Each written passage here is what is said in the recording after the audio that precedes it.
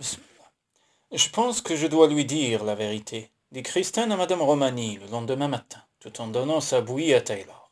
Celle-ci arrêta net la polka qu'elle dansait, Annie dans les bras. Non, c'est hors de question.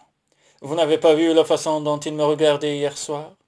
C'est vrai, répondit madame Romani avec un large sourire, mais j'ai comme une petite idée. Ce n'est pas drôle, protesta Christine avec un soupir étouffé. Je ne sais pas ce qui se passe entre nous, mais je suis sûr que rien de bon n'en sortira. Rien de mal non plus.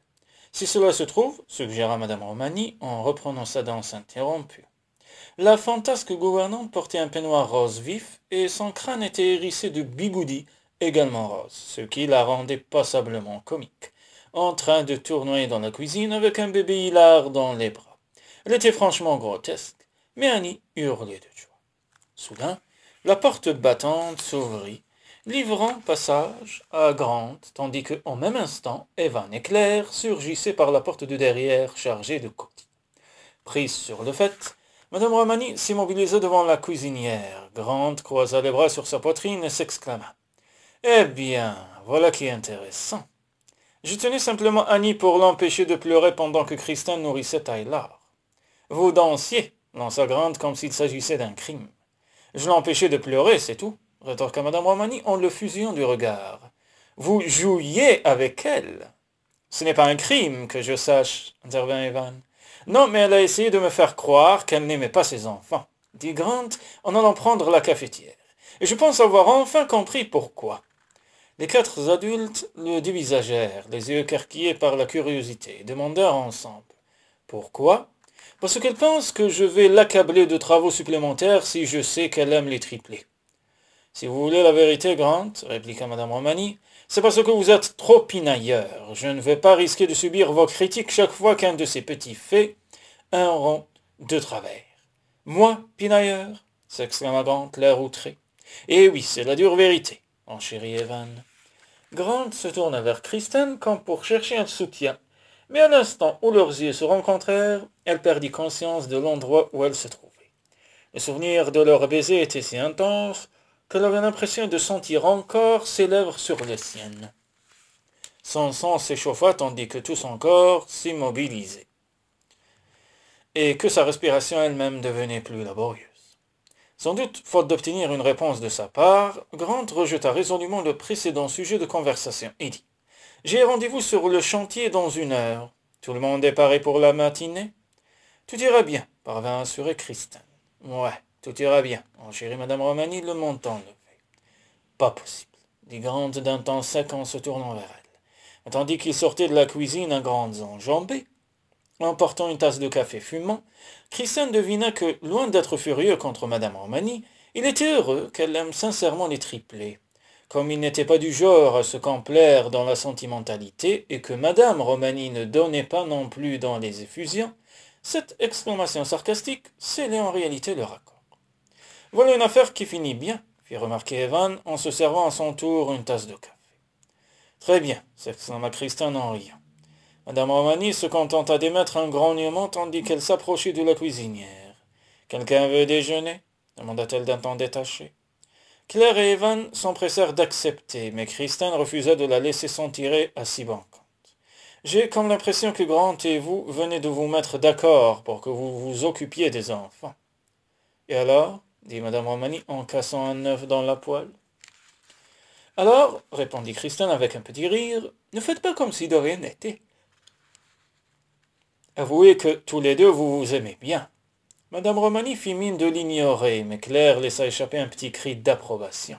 « Moi aussi, c'est ce que j'ai cru remarquer. En fait, vous faites semblant de ne pas vous supporter. »« Mais pourquoi ?» demanda Evan en regardant les trois femmes tour à tour, l'air perplexe. « Parce qu'ils sont tous les deux trop têtus pour céder d'un pouce, et qu'ils font comme si rien ne s'était passé. Mais je crois que cela couvrait depuis quelques jours. »« Peut-être depuis ton arrivée, suggéra Claire. »« Je n'ai rien à voir là-dedans, affirma Christine. »« Ce n'est pas si sûr, intervint Evan.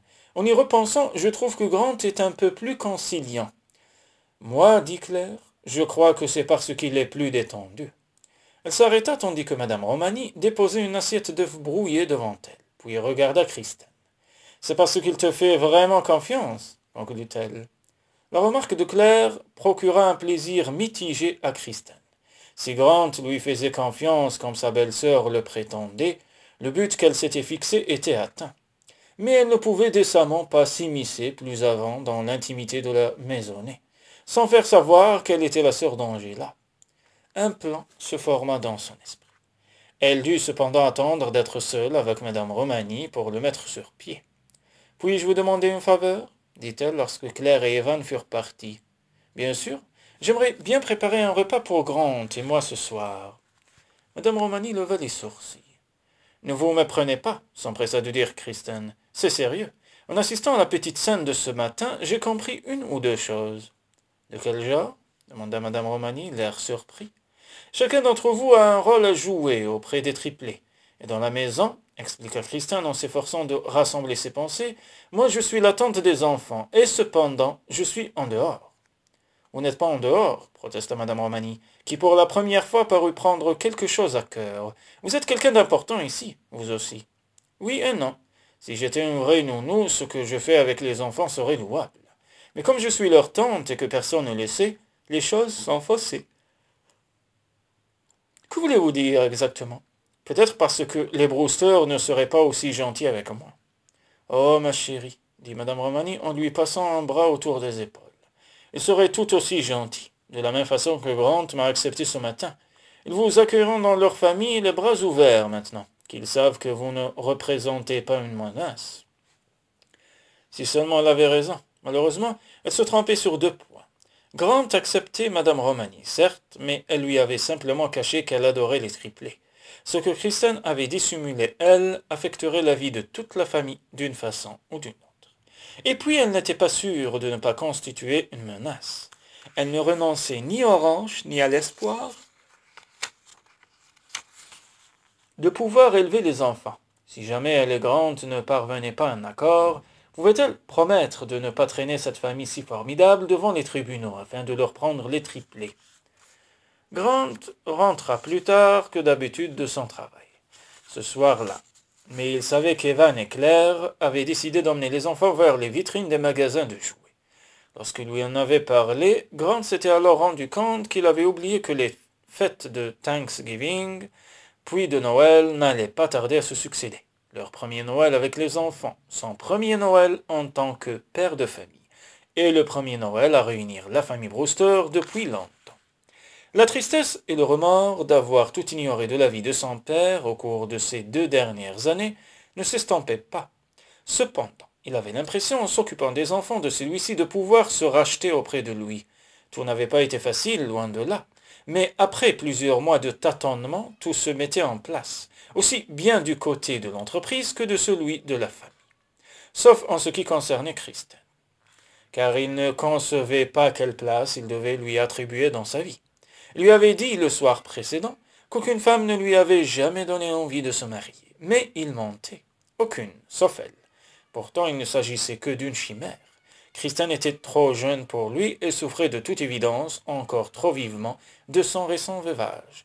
Et puis elle était arrivée dans sa vie à un moment où il se sentait seul, ce qui troublait certainement la conscience qu'il avait des événements. Perdu dans ses réflexions, il franchit le seuil de la maison. Un délicieux fumet de poulet rôti lui chatouilla alors les narines, lui rappelant qu'il mourait de faim, et il se dirigea aussitôt vers la cuisine. Celle-ci était déserte. « Kristen, madame Romani » appela-t-il en se dirigeant vers le studio réservé à cette dernière. La porte en était grande ouverte, mais aucune lampe n'y brillait. « Elle est partie avec Evan, Claire et les enfants » dit la voix de Kristen dans son dos. Il fit volte-face et demeura figé sur place.